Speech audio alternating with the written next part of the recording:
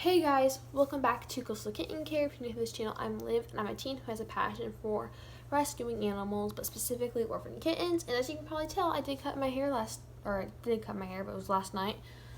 I wanted it to be trimmed, and my mom, she kept trying to make it even. It kept being even, and eventually got this short. And guys, you probably remember, it was down to my waist before. So, today I'm going to be talking kind of about a hard topic that not a lot of people talk about, that I think should be more spreaded in the animal rescue community, because it's something that's super real. It really does happen. So I'm gonna make this a series. It's not like a super fun series, but it is an interesting informational series. So I'm gonna be talking about deaths of kittens that I've experienced and how to deal with them, and how I dealt with them, I guess, and what I would change, if it happened again, how I would deal with it, so you guys know how, if it ever happens, you how to deal with it. So I'm going to each video, I'm probably going to post one of these videos a week or so, and explain all the deaths that I've gone through in each video.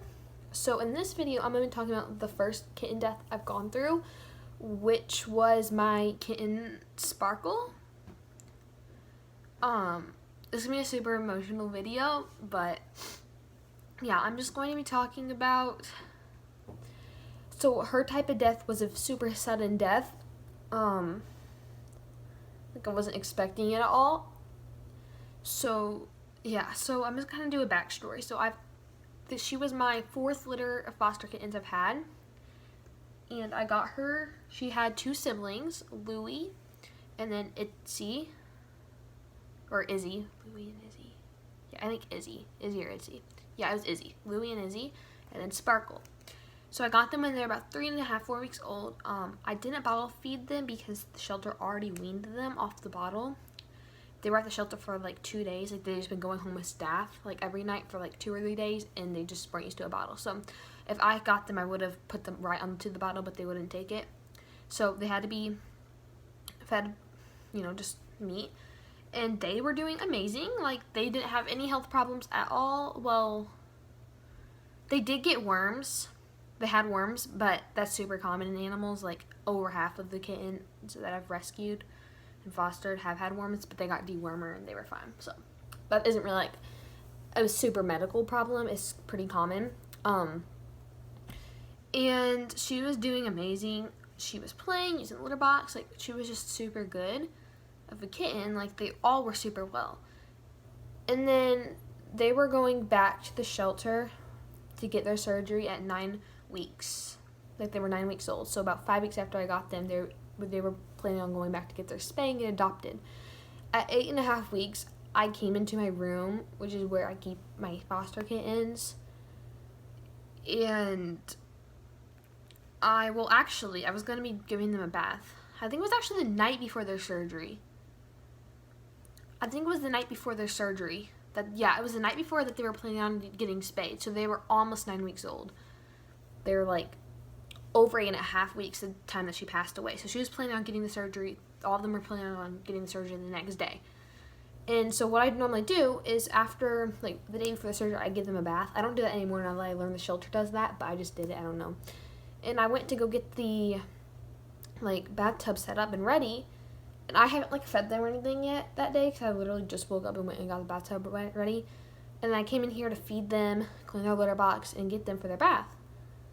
And she was just laying there dead, in the corner, kind of against the wall. And it was horrible, because she, obviously whenever kittens pass away, I don't know if you know this or not, or any living creature, they normally poop and pee and all the fluids come out of them. So that what happened, and she pooped all over herself and peed, and it was just really horrible. Yeah, and I was home alone at the time. No one was home with me, so I was just what do I do?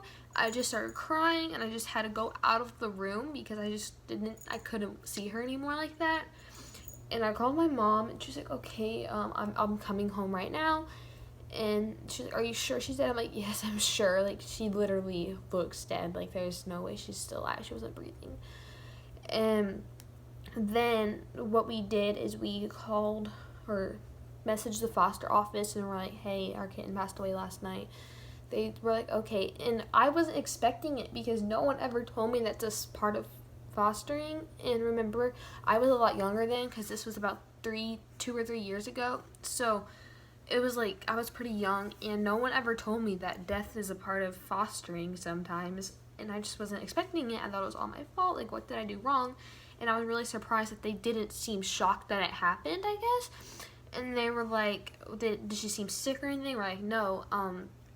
So what they just told us is whenever we bring the kittens in tomorrow, the next morning, for their surgery to get spayed and neutered and put up for adoption, so Izzy and Louie to bring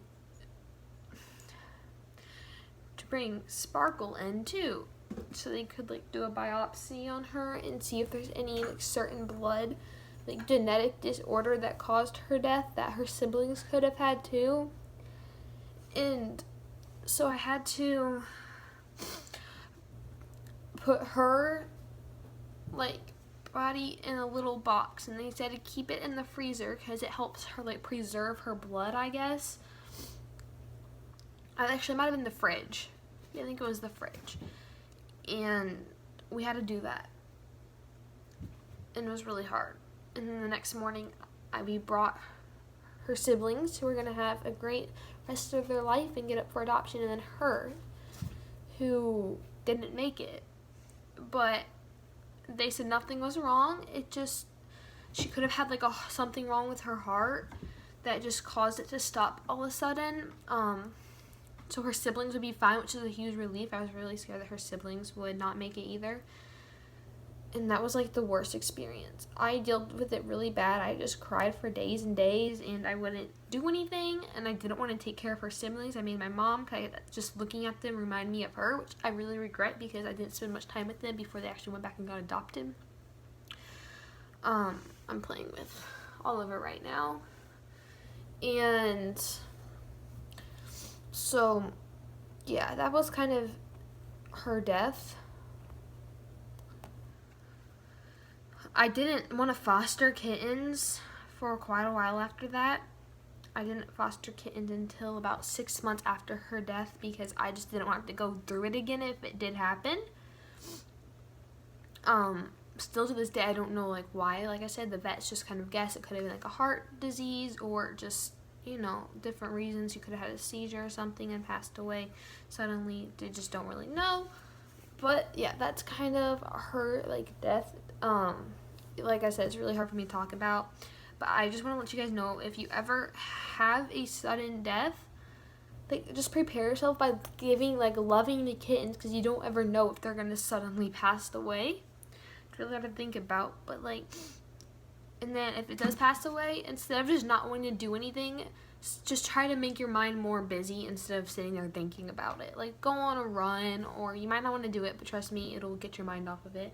And if they do have siblings, make sure you spend a lot of time with them, because you'll regret it in case it is a genetic thing and it happens to them.